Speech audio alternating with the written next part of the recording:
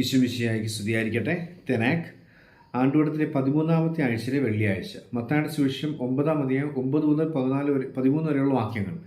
ഇത് മത്തായി തൻ്റെ സുവിശേഷത്തിൽ മത്തായിയെ വിളിക്കുന്ന സംഭവം രേഖപ്പെടുത്തുന്നതാണ്.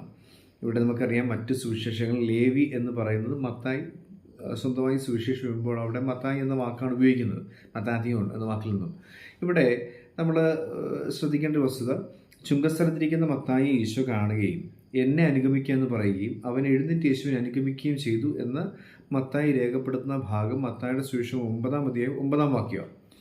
നമ്മൾ ഈ ഭാഗം ധ്യാനിക്കാനായി നൽകുമ്പോൾ ഇതിൻ്റെ ഒന്നാം വായന നൽകിയിരിക്കുന്നത് ആമോസ് പ്രവാചകന്റെ പുസ്തകത്തിൽ നിന്നുമാണ്.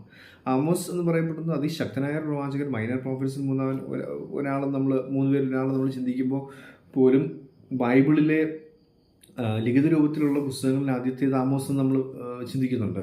ഈ ആമോസിൻ്റെ പുസ്തകത്തിൽ രേഖപ്പെടുത്തപ്പെട്ടിട്ടുള്ള വചനഭാഗങ്ങൾ അതിശക്തമായ വിമർശനങ്ങൾ അല്ലെങ്കിൽ പ്രവാചക ശബ്ദം നമുക്ക് അതിശക്തമായിട്ട് നമുക്ക് കാണാനായിട്ട് സാധിക്കും. ഈ പുസ്തകത്തിനകത്തുള്ള 4-ാം അധ്യായം നമ്മൾ വായിക്കുകയാണെങ്കിൽ 4-ാം അധ്യായം 5-ാം അധ്യായത്തിലേക്ക് നമ്മൾ വായിക്കുമ്പോൾ 5-ാം അധ്യായം അവസാന ഭാഗം പ്രത്യേകിച്ച് നമ്മുടെ അർത്ഥശൂന്യമായ ആഘോഷങ്ങൾ, തിരുനാളുകൾ, ഉത്സവങ്ങൾ, അതിനെതിരേക്കുള്ള വിമർശനമാണ് നമുക്ക് കാണാൻ സാധിക്കുക. വളരെ വ്യക്തമായിട്ടും നിങ്ങളുടെ ഉത്സവങ്ങൾ എനിക്ക് വെറുപ്പാണ്, അവജ്ഞയാണ്, നിങ്ങളുടെ മഹാസമ്മേളനങ്ങൾ എനിക്ക് പ്രസാദമില്ല എന്നൊക്കെ പറഞ്ഞുകൊണ്ട് അതിൻ്റെ വിമർശിക്കുക. അതൊരു ഭാഗം. നമ്മൾ 8-ാം അധ്യായമാണ് നമുക്ക് ഒന്നാമതായിട്ട് കിട്ടിയിരിക്കുന്നത്. അവിടെ വളരെ വ്യക്തമായിട്ട് അനീതി പ്രവർത്തിക്കുന്ന, ദരിദ്രരെ അടിച്ചമർത്തുന്ന, അല്ലെങ്കിൽ ഒരു ന്യായമില്ലാത്ത രീതിയിൽ ഇടപെടുന്ന സമൂഹത്തെ നോക്കിക്കൊണ്ട് ആമോസ് പ്രവാചകനിലൂടെ ദൈവം സംസാരിക്കുകയാണ്.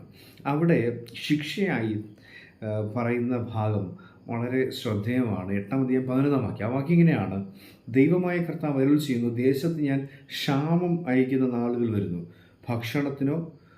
ഭക്ഷണക്ഷാമമോ ദാഹജലത്തിന് വേണ്ടിയുള്ള വറുതിയോ അല്ല, കർത്താവിൻ്റെ വചനം ലഭിക്കാത്തത് കൊണ്ടുള്ള ക്ഷാമമായിരിക്കും അത്. കർത്താവിന് വചനം ലഭിക്കാത്തതിനുള്ള ക്ഷാമമായിരിക്കും അത്. അന്നവർ കടൽ മുതൽ കടൽ വരെയും വടക്ക് മുതൽ കിഴക്ക് വരെയും അലഞ്ഞു നടക്കും. കർത്താവിൻ്റെ വചനം തേടിയവർ ഉഴലുമെങ്കിലും കണ്ടെത്തുകയില്ല. അപ്പോൾ കർത്താവിൻ്റെ വചനത്തിൻ്റെ ക്ഷാമം. ഇപ്പോൾ നമുക്കറിയാം, നമുക്ക് ഏറ്റവും അത്യാവശ്യമെന്ന് നമ്മൾ പരിഗണിക്കുന്ന കാര്യങ്ങൾ കിട്ടാതെ വരുമ്പോൾ അതിനെ വിളിക്കുന്ന പേരാണ് വറുതി, ക്ഷാമം എന്നൊക്കെ. അപ്പോൾ നമുക്ക് ഭക്ഷണം കിട്ടുന്നില്ല, ദാഹജലം കിട്ടുന്നില്ല എന്നൊക്കെ പറയുന്നത് ക്ഷാമമാണ്. പക്ഷേ കർത്താവിൻ്റെ വചനത്തിന് ക്ഷാമം ഉണ്ടാകും. കർത്താവിൻ്റെ വചനം അത്രയ്ക്ക് നമുക്ക് ഡിമാൻഡുള്ളൊരു സംഭവമാണോ? നമ്മൾ അത്രയ്ക്ക് ആഗ്രഹിക്കുന്നുണ്ടോ? അതാണ് ഇത്തിരി പോലും കിട്ടാതെ വരുമ്പോഴത്തേക്ക് നമ്മൾ അതിന് വേണ്ടി ഒരു വലിയ ക്ഷാമമായിട്ടൊക്കെ കാണുന്നുണ്ടോ? യഥാർത്ഥത്തിൽ നമ്മൾ അങ്ങനെ ചിന്തിക്കുകയാണെങ്കിൽ എത്ര ആളുകൾ വചനത്തിന് അതിൽ പ്രാധാന്യം കൊടുക്കുന്നുണ്ടെന്നുള്ളതാണ് നമ്മൾ ചിന്തിക്കേണ്ടത്. പക്ഷേ ഇവിടെ വചനം എന്ന് പറയുമ്പോൾ കർത്താവ് നമ്മുടെ ജീവിതത്തിലേക്ക് ഇടപെടുന്ന സകല കാര്യങ്ങളെയും വചനം എന്നൊരു കാറ്റഗറിയിൽ നമുക്ക് പെടുത്താം. കർത്താവ് നമ്മളോട് ജീവിതത്തിലേക്ക് ഇടപെടുകയാണ്, നമ്മളോട് സംസാരിക്കുകയാണ്, നമ്മളോട് പ്രതികരിക്കുകയാണ്. അത് വ്യത്യസ്തമായ വഴികളിലൂടെയാണ്. ബൈബിൾ തുറന്ന് വായിക്കുന്ന വചനത്തിലൂടെ മാത്രമല്ല. അപ്പോൾ ഇതിനെല്ലാം ഒരു ക്ഷാമം വരാൻ പോയാൽ ദൈവം അനങ്ങുന്നില്ല. ദൈവം ശിക്ഷിക്കുന്നില്ല എന്നുള്ളതല്ല ഇതിനകത്തുള്ള വലിയ പ്രശ്നം.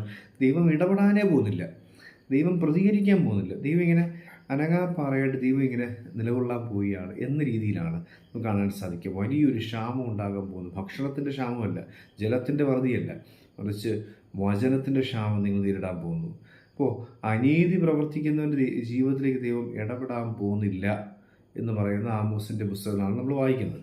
എന്നാൽ മത്തായിയുടെ സുവിശേഷം 9-ാം അധ്യായം 9-ാം വാക്യം നമുക്ക് കാണാൻ സാധിക്കും, അനീതി പ്രവർത്തിക്കുന്നവരുടെ ഒരു കൂട്ടമാണ് ഈ ചുങ്കക്കാരെന്നൊക്കെ പറയുന്നത്. അതിൽ നിന്നും ഒരാൾ ദൈവം വിളിക്കുകയാണ്. അവിടെ ദൈവം എന്താണ് ഉദ്ദേശിക്കുന്നത്?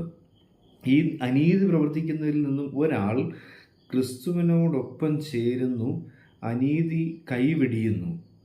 അപ്പോൾ അയാൾ ക്രിസ്തുവിൻ്റെ സുവിശേഷം എഴുതാൻ നിയോഗിക്കപ്പെടുന്നു. അയാൾ സുവിശേഷം എഴുതുന്ന ആളായി മാറുന്നു. അപ്പോൾ വചനത്തിനൊരു പഞ്ഞമില്ലാതെ വചനം എഴുതി ആ 4 സുവിശേഷങ്ങളിൽ ആദ്യം അവതരിപ്പിക്കപ്പെടുന്നത് മത്തായിയുടെ സുവിശേഷമാണ്.